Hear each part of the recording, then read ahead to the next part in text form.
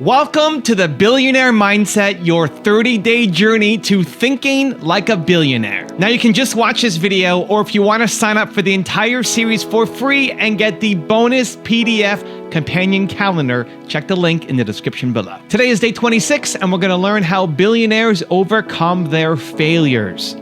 Enjoy.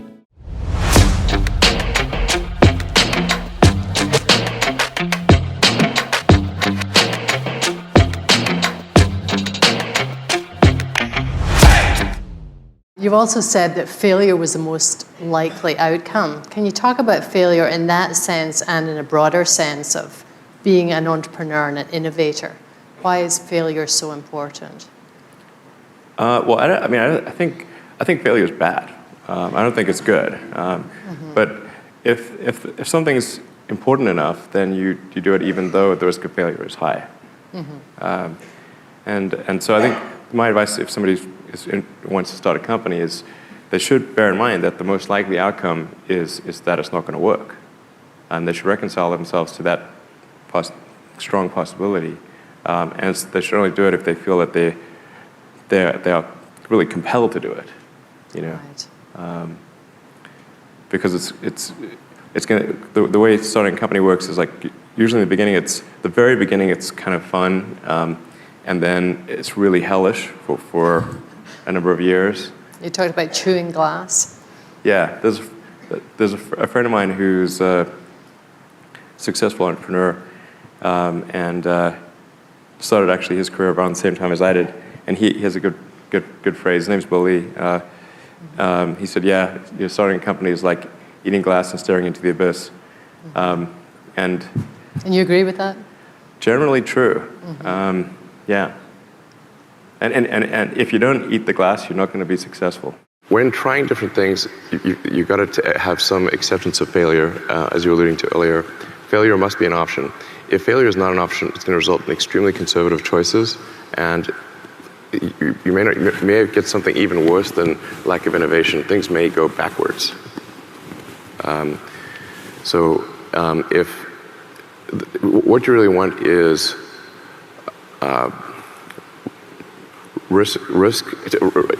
you want reward and punishment to be proportionate to the actions that you seek. So if what you're seeking is innovation, then you should reward success in innovation, and only there should be minor consequences for trying and failing. There should be minor. With significant rewards for trying and succeeding, minor consequences for trying and not succeeding, and major negative consequences for not trying. Oh, I always thought we would fail, so this is it's all upside. You know, I thought maybe we had a 10% chance of reaching orbit starting out. So then people thought when we started SpaceX, they said, "Oh, you're going to fail." So I agree. I think we probably will fail. Yeah. But it's worth trying anyway. Yeah. Yeah. How's that for honesty, huh? Yeah, they said I'd lose lose all the money from PayPal. I was like, well, you're probably right. You know, and we almost did. We had first 3 launches of Falcon 1 didn't work. Then the 4th one, we scraped together some parts, and that one worked. And if that one hadn't worked, that would have been it for us. So, I don't know, I really believe in the future of space, and I think it's important that we become a spacefaring civilization and be out there among the stars. And I think that's one of the things that, makes people excited about the future.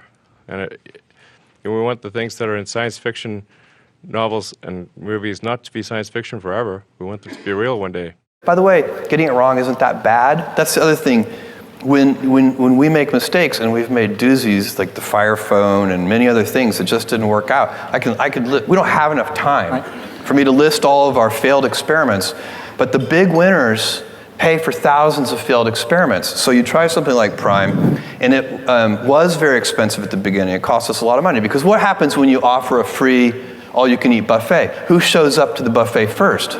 The heavy eaters. It's scary. It's like, oh my God, did I really say as many prawns as you can eat? Oh. And so that is what happened. But surely we could see the trend lines. We could see that, all kinds of customers were coming and they appreciated that service. One of them is you have to have a willingness to fail. You have to have a willingness to be misunderstood for long periods of time.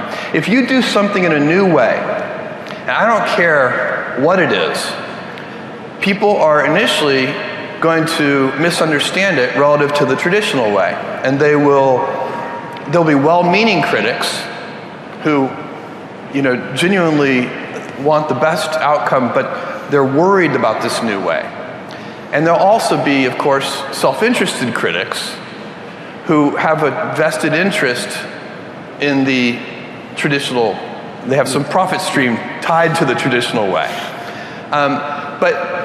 But doing things, if you never want to be criticized, for goodness sake, don't do anything new. So it's okay though, if you have a willingness to be misunderstood for long periods of time, if you have a willingness to fail, then what you can do is you can ramp up your rate of experimentation. So successful invention is inventions that customers care about. It's actually relatively easy to invent new things that customers don't care about. But successful invention, if you want to do a lot of that, you basically have to increase your rate of experimentation. And that you can think of as a process. How do you go about organizing your systems, your people, all of your assets, your own daily life and how you spend time? How do you organize those things to increase your rate of experimentation? Because not all of your experiments are going to work. I found something really interesting is that people that have typically gone to really good schools and done really well grade-wise, they're used to getting A's on everything, have a much harder time taking risk because they look at something that has a low probability of success and say, well, why would I do that? I'm used to getting A's and that's 95%. So why would I do something that has 20%? Well, because the outcome is 200x or 500x. That's why you do it. But a lot of people just can't get comfortable with that. I think that's the difference between an entrepreneur and not. Somebody who's comfortable with a low probability of success with a huge outcome. And then you go after it and you're okay failing. I failed so many times as a kid, whether it be academically or otherwise, that I was so comfortable with failing that it was not even a concept. It just meant that combined with just being chill generally about things not working out, the combination of that allowed me to freely just take risk without any regard for maybe failing. I love the story that you have about applying to college and the non-zero probability. I thought that was really, really a powerful story. Yeah. Walk us through that. Okay, yeah, so, I didn't have good grades in high school. I really didn't.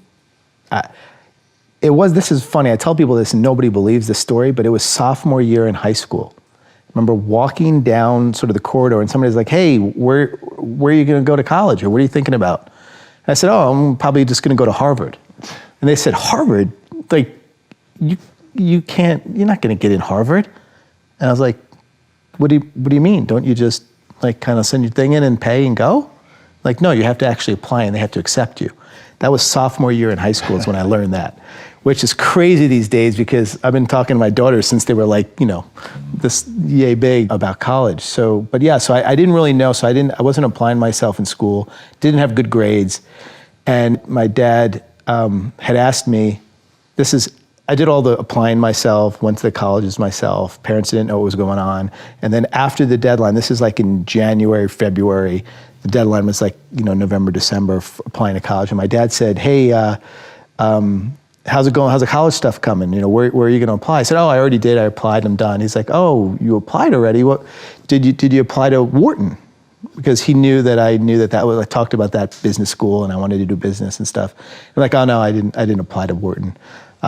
There's no way I could have gotten in. And he said, oh really? There's no way you could have gotten in. Zero. It's zero. And I said, well, I don't know if it's zero. It's pretty close to zero though.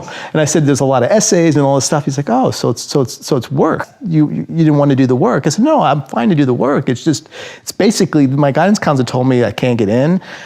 Objectively, I don't think I can get in. So, I didn't apply. And he's like, all right. And he was looking at me and I'm like, all right, you're right, Dad. I'm going to apply, And this was after the deadline. So this is like 2 months later. I went, did all the essays, did the whole application, did everything, sent it in. I'll never forget, it was like May when you sort of got the letter. I went out to the mailbox, I saw it. It said, Wharton School. I ran in, I opened it up.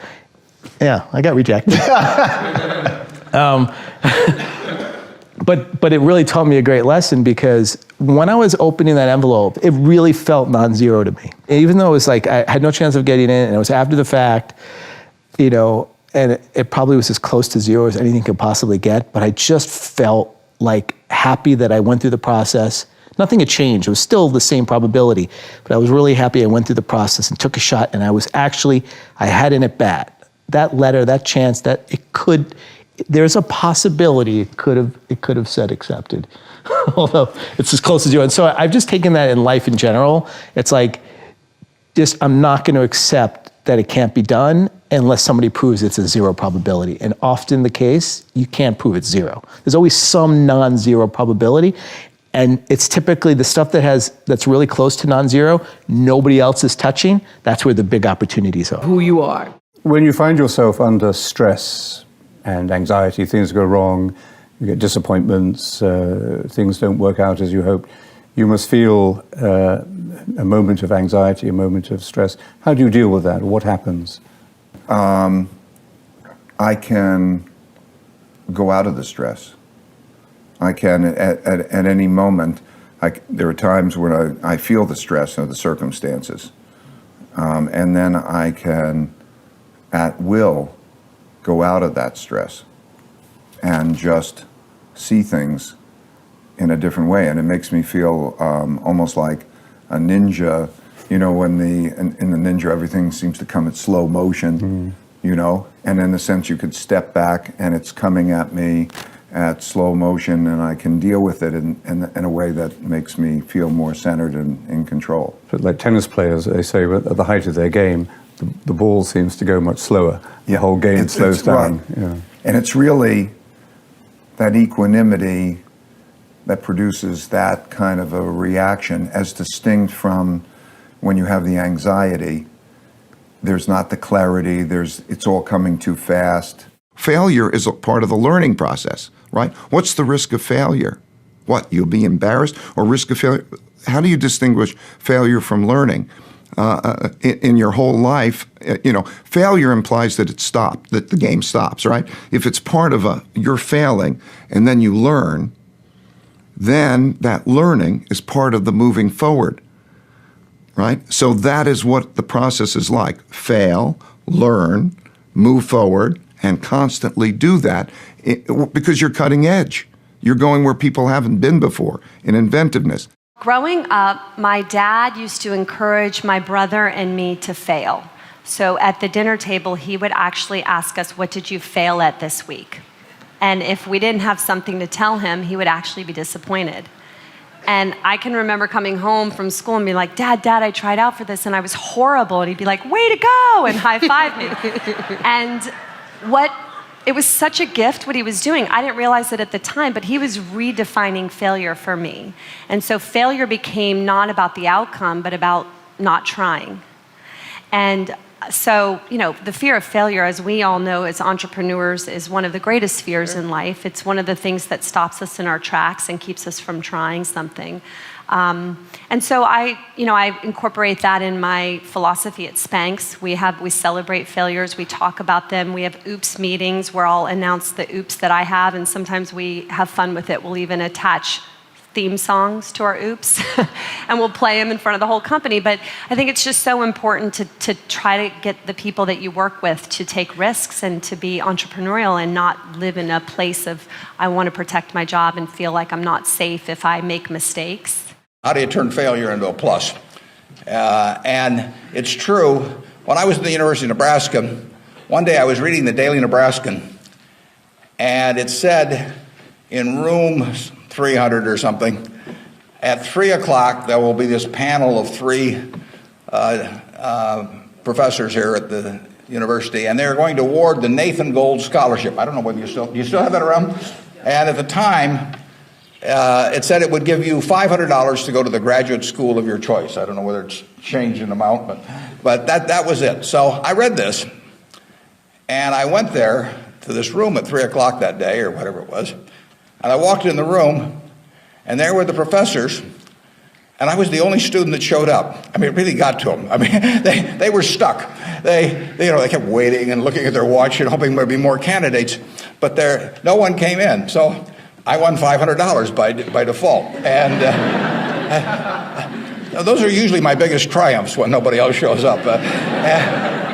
And so here I was. I had $500 to go toward it wasn't limited as any graduate school for a master's degree. So I applied to Harvard. My dad wanted me to. And I shortly heard from Harvard, and they said, go to Chicago and meet this fellow who interviews applicants from the Midwest. So I got on the train, and that's what you did in those days, and I spent 10 hours on the Burlington going to Chicago. Then I transferred to another little interurban train to go up to this country day school where this fellow was the headmaster, and he was the big interviewer for Harvard. And I got there, and after about 10 minutes, he said, better think about something else. He come back later on. I was 19 at the time, and I looked about 12, and I acted about 8. So it was not a great combination. So he said, forget it. So I took the little interurban train back to Chicago, and I took the 10-hour train back to Omaha, and all the time I'm thinking, what do I tell my parents? It's kind of embarrassing. But it was the luckiest thing that ever happened to me. Because if I'd gone to Harvard, I would have gone to a 2-year business school. I instead applied to Columbia, where I could graduate in 1 year and get a master's degree. Luckily, that by the accident of it and being in the Nebraska National Guard, which did not get called up for the Korean War, I missed going in the Korean War. I got to meet Ben Graham, which had an enormous effect on me subsequently. And I probably got my wife that way because she was going to Northwestern. And I was able to put on sort of a full court press because I got out in 1 year. And otherwise, she'd have met some other guy. I mean, I got her before the competition showed up. And so it worked out wonderfully. It couldn't have worked out better. And that's been my life, basically. I mean, things, you will get some disappointments, but the future is what counts. It'd be fun if I knew every decision I was going to make was going to be perfect. It would not be as much fun. It'd be like playing golf and knowing you're going to hit a hole-in-one on every hole. You wouldn't play golf if every time you got on a tee, you just took a swing and the ball ended up in the hole. It'd be fun for a few days. You get on TV, but the game would not be any fun. So it's failure, and I wouldn't even consider them failures, but they're mistakes or whatever you want to call them. They're part of the game, and in the end, you go on, and we've made plenty of mistakes in business. We'll make plenty more. And the Babe Ruth, and for a long time, it subsequently got eclipsed by a few fellows, but he held the record for strikeouts. So he held the record for home runs and was the highest paid baseball player until the modern era came along. So it's part of the game. If you take big swings, you're going to miss sometimes. I say in my relationship with my wife, I joke with my friends. They're like, describe your relationship with your wife. And I say, often wrong, but never in doubt. And it's kind of like this half joke, which is really like, I'm like, blah, blah, blah, blah, blah. And then she has this look that says, and I'm usually wrong. And what's great is there's this safety where there aren't a lot of consequences for me being wrong. Silicon Valley works because there aren't consequences for being wrong. In fact, there's a celebration of wrongness more than there is a celebration of rightness. And I think that is this one turn that Canada is missing. We somehow, and oftentimes too often, co-opt people into a very traditional mindset of performance. And we measure it in very typical and predictable ways. And as a result of that, we have these very brittle borders. So we don't allow the outliers to feel at home here. There is no reason why some of the companies that get started in Silicon Valley should have. there's as much reason in the world that many of the people, because when you look at those Silicon Valley companies, they're littered with Canadians. I mean, littered. You know, I started recruiting from Waterloo in 2007 for Facebook, and it's like we recruit more people from here now than any place else. But so does Google, so does Apple, so does Uber, so does Square. Why is it the case that these great companies are built on the backbones of Canadian DNA, and we all feel like we needed to leave in order to express our capability? And so if you take a step back, I think it's in the fundamental celebration of failure and creating the boundary conditions that tell us that it's okay to try things and not get it right. I'm not afraid to be wrong. Like, I just think being wrong is overrated in the North American philosophy. We really, look, there are certain times where you can't be wrong.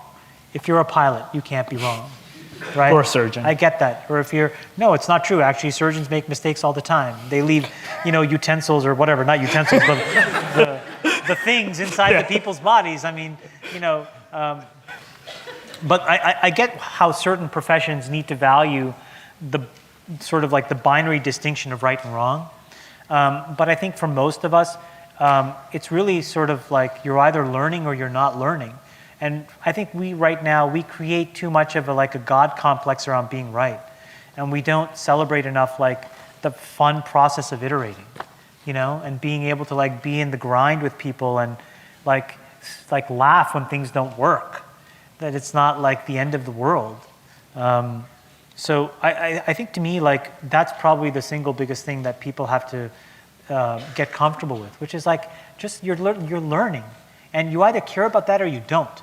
If you're a good entrepreneur, we were talking about this in the green room, nobody should grow up to be an entrepreneur. I'm sorry, that's ridiculous.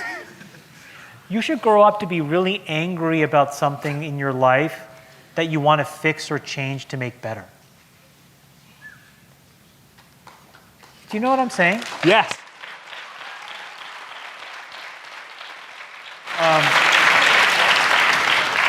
Because then all of a sudden, you're not going to give up when something doesn't work, when something is wrong.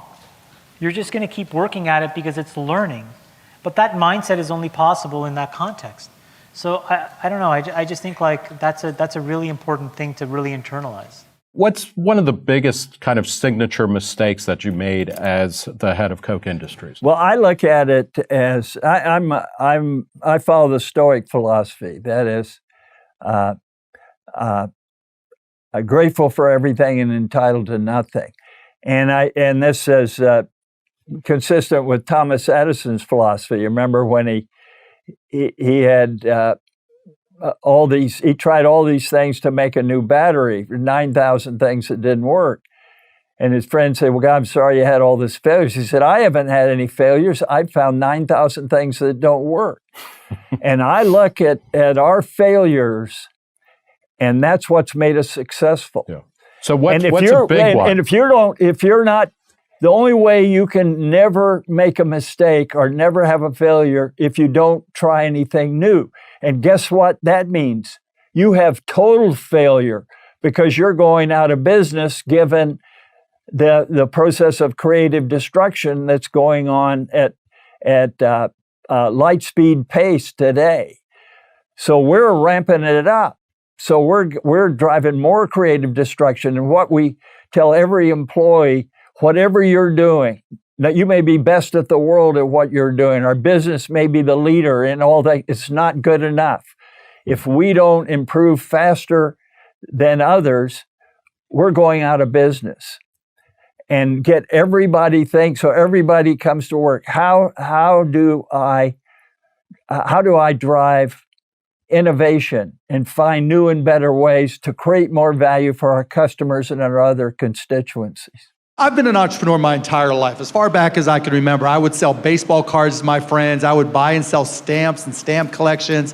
I mean, I was that kid in the neighborhood that was always trying to sell you something. I sold garbage bags door to door. But after I graduated from college, I was like, what can I do? I want to start my own business. I don't want to get a regular job. And so somebody came up to me and had this great idea that I should try. And they're like, look, milk's so expensive. If we sell powdered milk, we can sell it for less. And I'm like, that's a great idea. So I started going out there and finding these powdered milk formulas. And the problem was it didn't taste so good. But I was like, well, people don't need good tasting milk if they save a lot of money. So that business lasted about 2 weeks. But I learned, you learn from your failures. I mean, like I always tell people, it doesn't matter how many times you fail, you just have to be right one time. Then everybody can call you an overnight success. When you give money, how do you measure success? Well, number one, not everything's going to work quickly, so you have to have some patience. Number two, if you do something in the scientific world and it turns out to be a failure, that in some sense is a success because you don't have to go down that path again. Unfortunately, in the world I came from, you're labeled a failure and you wasted your money. Right. Yep. That's not the case the way science works. And so knowing what you're doing, measuring it, and there are a lot of people around who are trying to apply metrics. In some cases you can, in some cases you just have to do it on faith. Mm-hmm. I know down the road this is going to help and I'm willing to make that bet. And then wait a little while, give it the old college try. If it doesn't work, don't be stubborn, but don't walk away from it too quickly either. Many of our parents had stable jobs throughout their careers, but in our generation, we're all a little entrepreneurial, whether we're starting our own projects or finding our role in another one. And, that's great, because our culture of entrepreneurship is how we create so much progress. An entrepreneurial culture thrives when it is easy to try lots of new ideas. Facebook wasn't the first thing I built. I also built chat systems and games, study tools and music players, and I'm not alone. J.K. Rowling got rejected 12 times before she finally wrote and published Harry Potter. Even Beyoncé had to make hundreds of songs to get Halo. The greatest successes come from having the freedom to fail. We have this expression in the Valley called fail fast. Really what that is be measuring the confidence interval, the confidence in your investment thesis and what you're doing, and be measuring that in a way that when it begins decreasing and decreases substantially, like again and again over time, to pivot, to change. And you want to be getting as much early data, as much early feedback, it isn't even also data, it could be perspective, to know whether or not your plan is going to work or not, so that you can adjust early. Because if you stay, I just have my vision, and I'm going to work on this for 7 years, you could frequently be nowhere, whereas if you had taken network intelligence and you had adjusted your plan as you were going, you could end up being very successful. When one is starting, it's hard to say whether it'll be successful or not. If it's a assured success, then there would be no risk. If there was no risk, everybody would do it, and if everybody was doing it, it wouldn't be unique or innovative. So innovation fundamentally involves risk-taking, and risk-taking means failure. I like to say my willingness to fail is what gives me the ability to succeed. And too many people just are not willing to fail, so they don't try anything new. I like to say you should try and fail, but not fail to try. Because the people who fail to try, fail to take risk, fail to do something, attempt something new, are failing before they start. They just don't know it. You cannot achieve success without failure. Some of my biggest successes come from some of my biggest failures. In the early 90s, when my friends were graduating from Howard, I got fired from that first job that I got with Andre Harrell. I know a lot of you know this story, but some of you may not know how scared I was. See, I was scared to death. I didn't have a degree. My girlfriend was 8.5 months pregnant with my first baby. I bought a brand new house in Scarsdale that I could not afford. So I found myself sitting alone in my bedroom and asking myself the question that sometimes we all ask each other. What are you gonna do now? What are you gonna do now? You should have kept your mouth shut and shut up and just did what Andre told you to do, but you wanted to act like you was making the hit rankings, and now look at you. What are you gonna do now? So I had two choices. Either I was going to sit in that failure and give up, or I was going to make a decision to step out of the darkness. You see, when you're in that darkness, you want to sit there and wait for the light to come. When you're in that darkness, it feels uncomfortable, but you can't wait and sit in that darkness. The only way out is to step forward, to face your fears, to become your own light.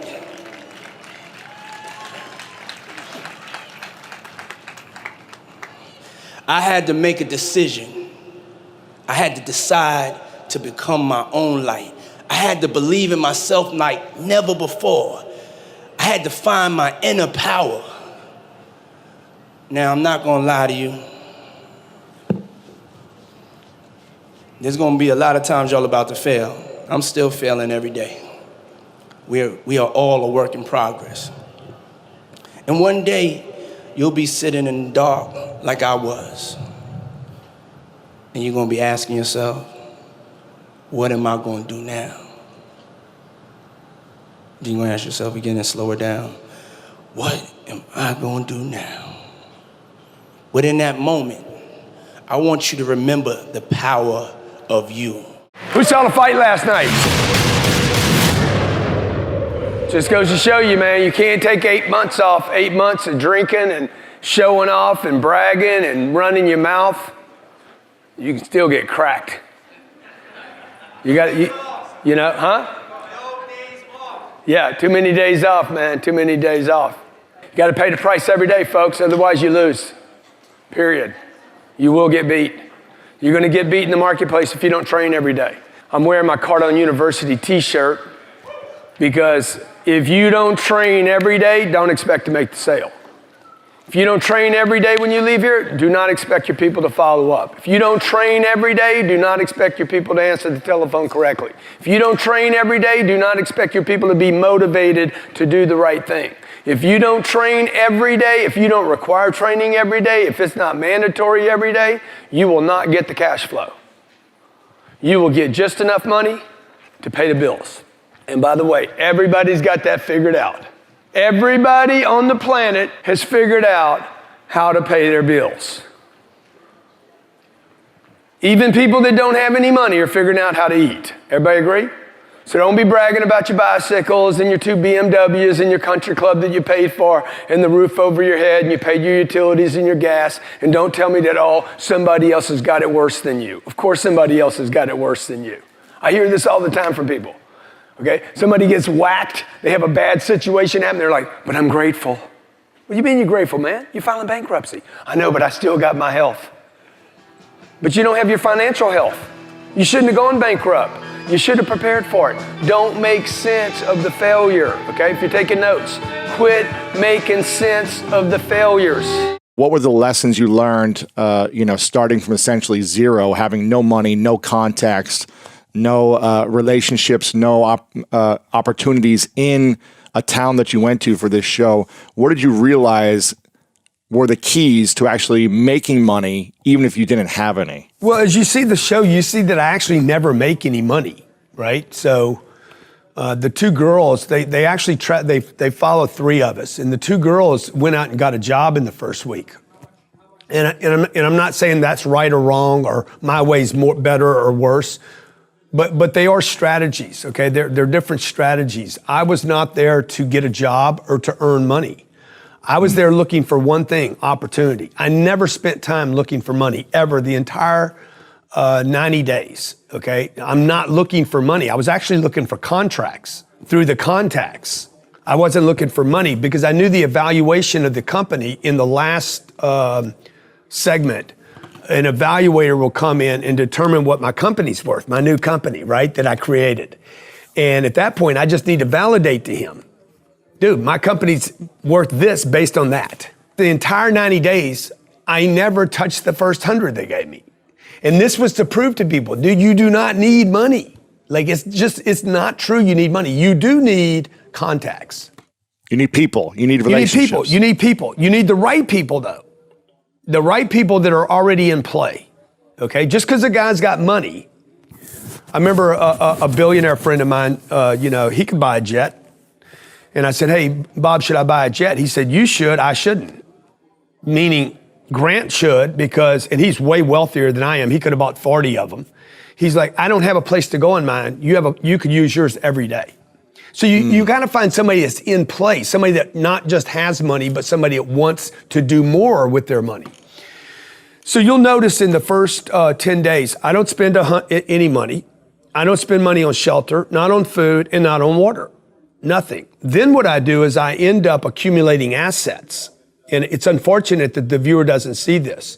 Within 5 days, I have 2 vehicles. One was given to me by Discovery, and the other one was a $40,000 Jeep that I basically used from Ryan, this guy I met, and told him, I'm gonna sell your Jeep, I'm gonna drive it around town and put 10 miles a day on it, and I'm gonna sell it. Well, that's a $43,000 asset. My truck was worth $4,000. I still had my $100. I lived in a $46,000 RV that I was trying to sell. So, what's the other thing I did? And I picked up $10,000 to do in a 15% partnership in the equity of the upside of this guy's company. So literally in 10 days, I was accumulating contacts that could get me equity. And the important part of that story is, man, go get you some equity. Jay-Z talks about this. You're getting, so many of you young brothers are getting an advance while I'm picking up the equity. The number one reason you will fail in this 10X thing, the number one reason businesses fail is the inability to sell products in quantities great enough and at margins high enough. That is the only reason you will fail. You take too long to go from the idea to selling enough products, volume at margins high enough. Do that, learn to do that, and you can make any dream a reality, okay? I want to help the world. This is not taught in schools. Your parents didn't teach you this. That'd be a disaster, dude. That'd be such a bad, that's a bad idea. I'm sure you've had some good ideas. That's not one of them. I mean, I had to talk to you. You've actually lost a lot of credibility with me right there. Okay. Look, I want to help you guys become super successful. I want you to become partners of mine. I want you to invest in my real estate venture. I want everybody here to like be sitting on the front rows. I want to fly on your jet. I want you to call me up. Hey, Grant, can I pick you up? Yeah, please do. Okay, why I gotta pay all the time? Okay, I want you speaking on this stage. I want to showcase your success at Growth Conference 3. I want to be able to say, hey, the dude was making $300,000 and he made $3 million in 10 months. How many ambassadors here today? How many ambassadors? Okay. We just spent the last 60 days with these people. Okay, you take very short periods of time, support people in between, give them the right information and push them. We can get big increases from people. But the world you live in today, the CNBC and the CNN and the Netflix, be happy, just be happy. Be satisfied with what you have. There's no push, man. There's nobody pushing you. How about this? You can do more. How many of you can do more? Oh my God, if that's all you got, how many of you can do more?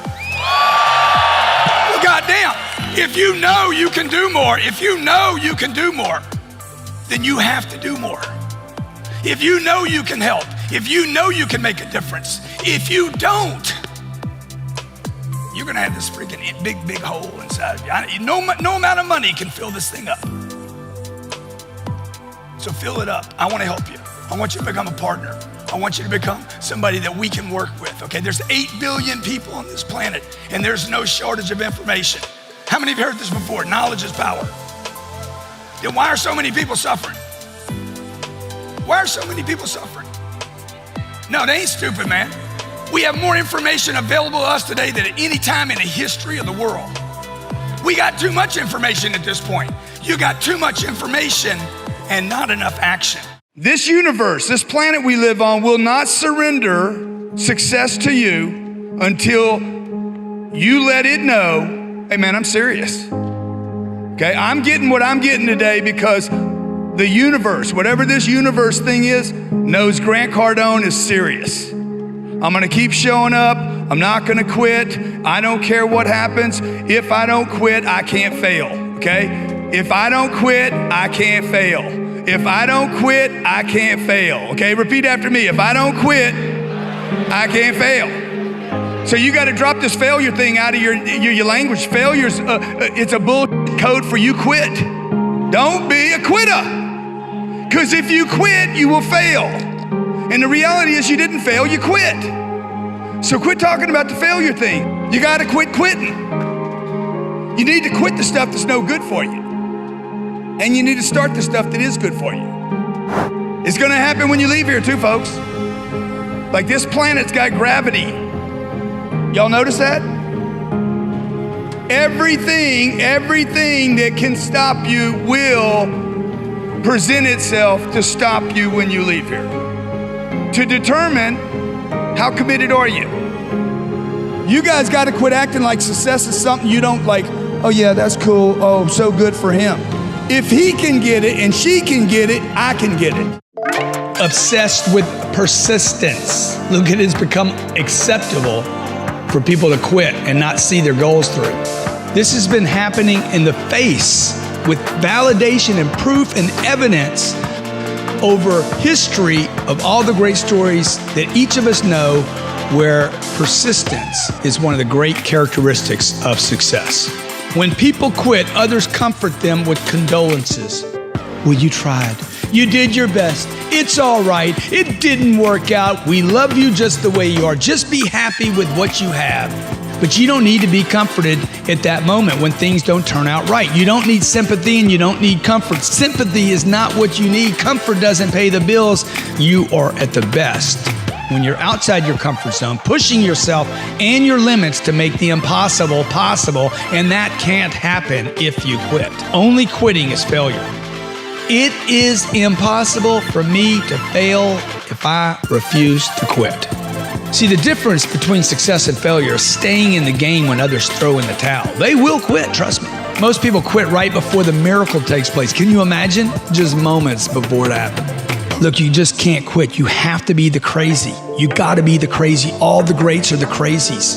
Look, persistence is the characteristic of legends. Do you wanna be one or not? Look, when you persist long after others quit, regardless of the outcome, your power, your confidence, your creativity, your leadership, your genius will light up. It will automatically light up. I'm telling you, I get more brilliant the more I commit. Look, how much success you have planned for you in the future may very well be determined by this one single thing. How much can you persist? Now, I've got some special bonus clips that I think you're going to enjoy. But before that, it's time for the Billionaire Mindset question of the day. I want to know, what was your single biggest takeaway from this video and your plan of action for the next week? Also, if you've already got your Billionaire Mindset Companion PDF calendar, get ready for another amazing video tomorrow. Or if you don't have it yet, you can get it for free in the first line of the description below. And if you're enjoying this Billionaire Mindset series, give me a hashtag Billionaire Mindset in the comments below so I can celebrate you. If you want to succeed, then you need to adjust how you see failure.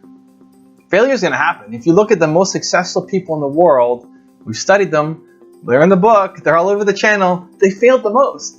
The most successful person you look up to, that you're like, wow, that person is so successful, I can't believe it. They have failed way more than you've even tried. Not everything works out. Most of the series that I put out on this channel don't work out. We test constantly, and most of them never go anywhere. They just don't get enough traction. It was an experiment, we failed, we move on to the next one. We have failed more than most people even try, and that's why we succeed. And that's a consistent habit around people who are winning. They win because they tried so many other things, and a certain percentage make their way through. And most people are so afraid to fail that they don't even try. And that's the biggest failure of all. They're so afraid of it not working out, of it not being the big hit, that they just sit on their idea, and then they watch somebody else make tons of money, have a huge impact from it.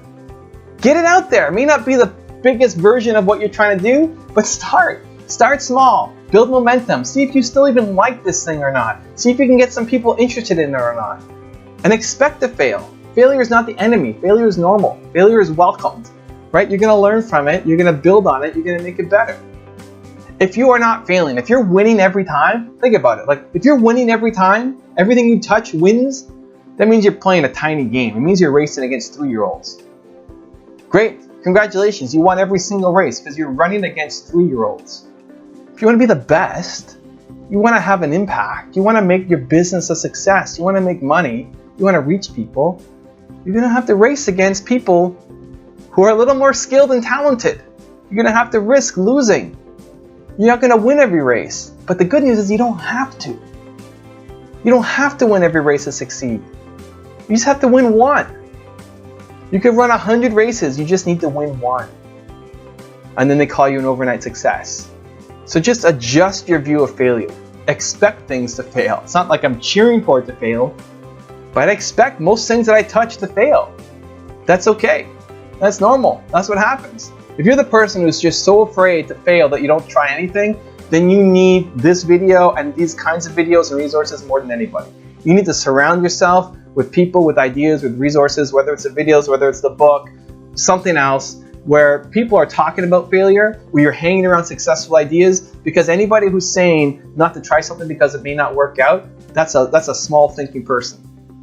If somebody's telling you that, like, don't try this because it may not work out, I would challenge you to look at their life, look at their accomplishments, look at what they're doing, and I guarantee you they're playing small in their life, and that's not something that you want to emulate. So you need to change your environment. You got to change what you're feeding into this, because the more that you are accepting that line of thinking, the more you're just going to stay where you are. The more you're never going to go off and build this thing. The more you're just going to sit on your couch and be a dreamer with great dreams, with amazing dreams that could have a huge impact that you never actually take any action on because you're too afraid to fail. So if that's you, I challenge you to start getting into that habit. Surround yourself with those people. You know, you don't have Michelle Obama in your life. That's okay. The good news is Michelle Obama is a pretty public person. If this message resonated with you, you can put in her name as a YouTube alert and get updates every time she makes a new video. If you like my message, you can subscribe to the channel. There's 3 videos that come out every day. There's enough content there to start to shift your mindset. The key is making that consistent. The key is consuming that on a daily basis so that you start to shift and you start to change, because this one video is not enough. Because doing something once is not enough. You are what you consistently do. You are who you consistently hang around with. You are what you consistently believe. The key is consistently. So what are you consistently doing, and how is that view of failure preventing you from doing something amazing? People don't lean into their dreams because they're afraid. You're afraid of it not working. You're afraid of people judging you. You're afraid of you being a failure. But if you never lean into your dream, you'll always know that you are capable of more and regret the fact that you never had the courage to really take your shot.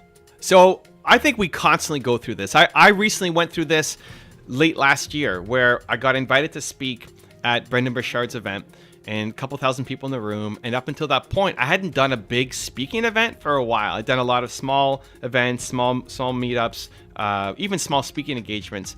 But a couple thousand people I hadn't done in a while. And in my head, I was telling myself, I just want to do a Q&A. Q&A is the easiest for me. It's the most fun for me. It's the easiest for me. All I have to do is show up. And so I told them, hey, what if we just did a Q&A? And one of the hosts, either Brendan or Ethan or Dean or one of the people there at the event can interview me. We'll do a Q&A, and then we'll open up to the audience, because that's the most fun, knowing that it's helping somebody else in the audience. And they said, we don't really want to do that format. It's like, okay, no problem. I'm in. I'll speak. And at the 2 events prior, I did Q&A. I brought it up to the organizer. They liked the idea, and then we went to Q&A. And I shine in Q&A, and again, I love it. I'm great at it, but it also is an easy crutch for me, because I don't need to prepare for anything. I don't need to have PowerPoint. I don't need to have a deck. I don't even really need to think that much about what I'm going to say, because it's always bouncing off whatever the other person wants to talk about. If I didn't show up, though, if I didn't go, if I didn't say yes, if I sabotaged it, I would have missed out on such an amazing opportunity, right? From that one event where I spoke on Brendan's stage, a couple thousand people, he then invited me back to come and speak again in Puerto Rico to his big mastermind group. Not big people, more big people pay 30 to 50K to be there. And then he invited me to mastermind with him and Dean and his homies to help him in his business and me in mine as well. If I sabotaged myself and said, no, I only want to do Q&A, I wouldn't have gotten that opportunity. And so even though I was super afraid, I said yes. Even though I tried to push you towards something else that was more comfortable for me, I said yes. And so it's leaning into the dream. The reality for me was I was just afraid. People aren't afraid of failing. You're afraid of failing in front of other people. You'll sing in the shower, but you won't sing on the street corner. You'll record a video, but you'll never release it. You'll be your own biggest critic, but you won't at the same time also be your own biggest fan. That needs to change, starting today. So my biggest fear is disappointing people. I'm terrified of disappointing people. The idea that you would come to my Thought Leadership Academy and I would teach you how to win on social media and get the ideas out of your head and pay $2,000 to do it. The idea that you would come and be disappointed destroys me. And it's led to some positive things in that I always over-deliver. I'm always obsessed. I'm always putting so much value to that. Even if you only get 10% of the value I'm giving, you still more than made the money that you invested into any of the stuff that I'm doing. But at the same time, it's still this fear. And so I want to attack the fear. I teach myself to attack the fear. And I think you should too. Even just attacking it for the sake of attacking it is good. Even if it doesn't lead to a positive result for your business, it's good because you're building strength, because you're pushing your comfort zone, because you're getting better, because you're growing. That's worth something. That's a ton of value. Because if you can conquer your fear of doing this one thing, that translates to every area of your life. If you teach yourself to have more courage, that translates everywhere. So maybe you're afraid of, if you're on a cruise ship and they bring up couples and they do a game show, you're afraid of what might happen on that game. Do it. How does that make you a better entrepreneur? It makes you 1,000 times better as an entrepreneur.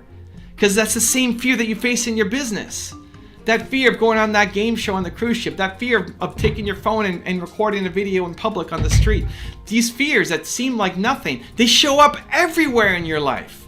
They show up everywhere in your business. And so learning to tackle them, especially in low stakes, starts building the muscle. Most people don't fail enough. Most people are so afraid of a huge fail that they don't even try. You're afraid of taking a big bet. You're afraid of going into deep debt. And that fear prevents you from having the thing that matters the most right now in your business, momentum.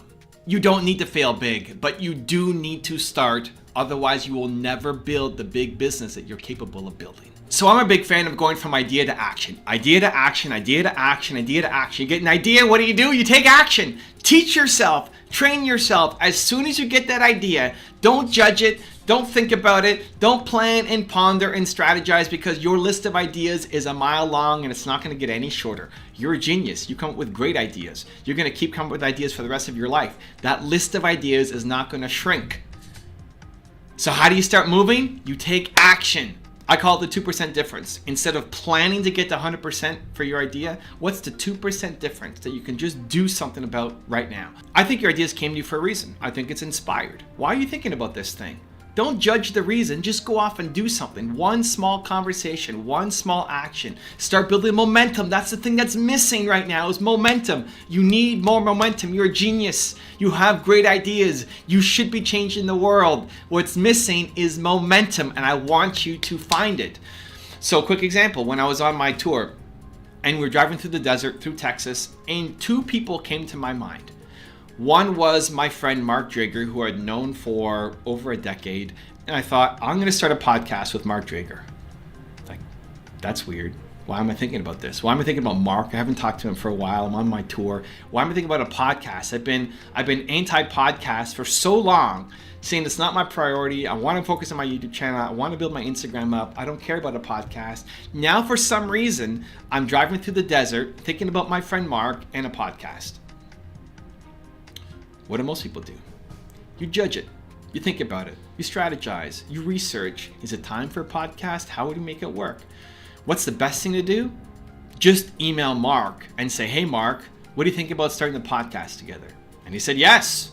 And we started doing a podcast, and we didn't worry about having the right gear. When did we start the podcast? Now. Like, when's our first podcast? This week. Let's make it happen. And Mark's an AV guy, audiovisual guy. He has a video production company, $1 million plus. Obviously, he wants to use good gear, good sound, good video for the video version of it. But we can't yet. And I'm only a month in on my tour. So what am I going to do? Wait 2 months until? No. We'll do it live on Instagram. And the audio quality won't be fantastic and the video quality won't be fantastic. But you know what we're building? You know what's happening? Momentum. Momentum. The thing that you're missing is momentum because you're trying to make it perfect. Because you're going to wait 2 months to start, and then by the time 2 months happen, you won't start. That's the problem. And so now that we're back in Toronto, we film it, and we have 3 cameras on me filming it, and we've got high quality microphones and all of that stuff, and it's a way better product. But we started. If we waited 2 months, it wouldn't have happened.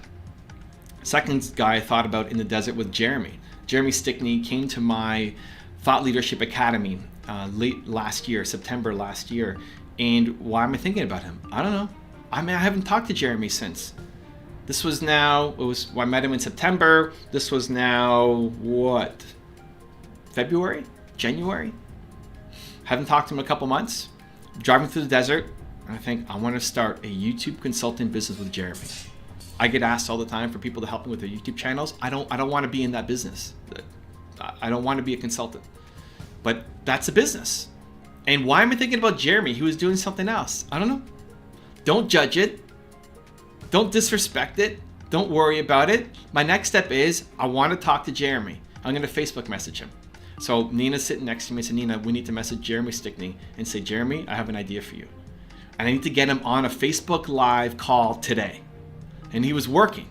It's like, I need to get him on the call. Tell him to take a break. I need to get him on a call right now. Momentum, guys! Momentum is the thing that's missing right now. It has to happen right now. Your ideas matter. Don't judge them. Your ideas are important. Build momentum immediately, even though they don't make sense. Why am I telling Jeremy to take a break? Why am I telling Jeremy to call right now? This has to happen while I'm on this drive right now, because tomorrow I'm gonna wake up a different person. By the time I land in Albuquerque, I'm gonna be a different person. I'm in the zone right now thinking about it. It has to happen right now. You need to build immediate momentum. This is how you start projects. Now, it ended up working out with Mark. We're I don't know how many episodes deep on our podcast. Jeremy said yes after that call, and we've been working. Now he's gotten his first clients, and he's helping people build their YouTube channels. It's amazing. A lot of the ideas don't necessarily work out. That's okay. You'll get some crazy idea. You're still building some momentum on it, and maybe it doesn't work out. Maybe Mark says no. Maybe Jeremy says no. Maybe we do our first podcast, and it sucks, and we both hate it. Awesome. How are you going to know? By doing. Right? You're not going to know by thinking about it. How do I know if I'm going to like doing a podcast? I can think and think and think and think, but you won't know until you try. You can't think your way through liking sushi. You have to try it and see. And so this is why I get frustrated, because I think you're a genius. I think you have great ideas. I think you have noble intent. I think you should be off making an impact and making money and changing the world. I think you deserve that. You should. But there are dummies that are winning off of your idea. People who don't have a big mission, people who don't really care about their customers, they're just chasing an opportunity and they're making money. They are. Why? What's the difference between them and you? They started. That's the only difference. They started and you're still thinking about it. And so if you go from idea to action, what's this 2% difference? The smallest possible way to just build momentum, not strategize, not think, not plan, do something. Email somebody, call somebody, take action. Man, if you guys just did that for the next 3 months, your life would look dramatically different. So how do you make the shift? How do you learn to fail more elegantly? How do you take more risks? How do you say yes? How do you take action? I'm going to give you a 3-step process that you can follow. Step number 1 is idea to action, right? That 2% difference. I want you to find something today. What are you thinking about? Find something today that's been on your mind and just do something. Like, teach yourself. I'm the kind of person who takes action, not just watches a video and gets motivated and inspired, but does something. Do the hard thing. Take some kind of action, even if it doesn't make sense. That's the number 1 gift that you can give yourself right now, today, after watching this video, or even pausing right now and just sending that quick email out or making that quick call. Take immediate action right now. Step number 2 is expect to suck. Expect to suck. One of the big reasons why people are afraid to fail is because you're afraid to fail big. Don't worry about failing big. Fail small and expect to suck. Like the first thing you're gonna do is going to suck. My first podcast sucks. Jeremy's first call sucked. He was actually pretty good, but it sucked compared to what he's capable of now. Like the first time you try to do anything, you will suck. That's okay. It doesn't mean you suck as a human. It just means you don't have the skills yet. You don't have the talent yet. You haven't learned the thing yet. That's okay. How do you learn? By doing, by experimenting. So if you go out and you expect the first thing to rock, then when you do the first thing and it sucks, you feel depressed. You beat up on yourself. You want to flip it. The first time out, expect to fail. Fail gloriously. It's going to be a total disaster. That's the best, right? Expect to suck. And what that does is reduces the pressure. If you expect to suck, then there's no pressure. Then you can have fun. Then you can actually have fun. And when you're having fun and you're loving it, you're going to create some amazing things. So step 2 is expect to suck. And then step 3 is how did that make you feel? You can win in a lot of different things. There's a million different ways to win. But you have to be doing something that you love, right? That's the common thread between everybody who's had success. They love what they did. And so you're gonna try something new, you're gonna go idea to action, you're gonna expect to suck.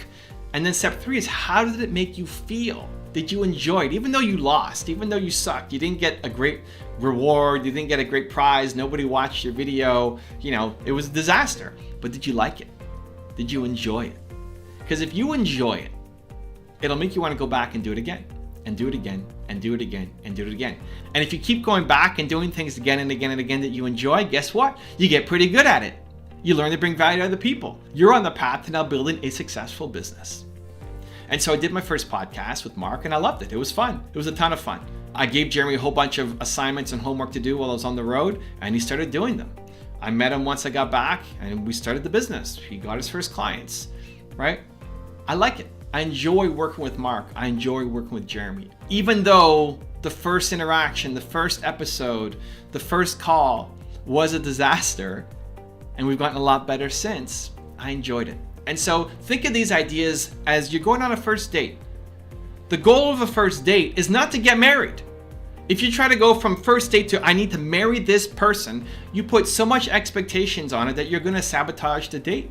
And when it doesn't go perfectly the first time out, you're going to be constantly not even wanting to go on the first date. Because you've taught yourself.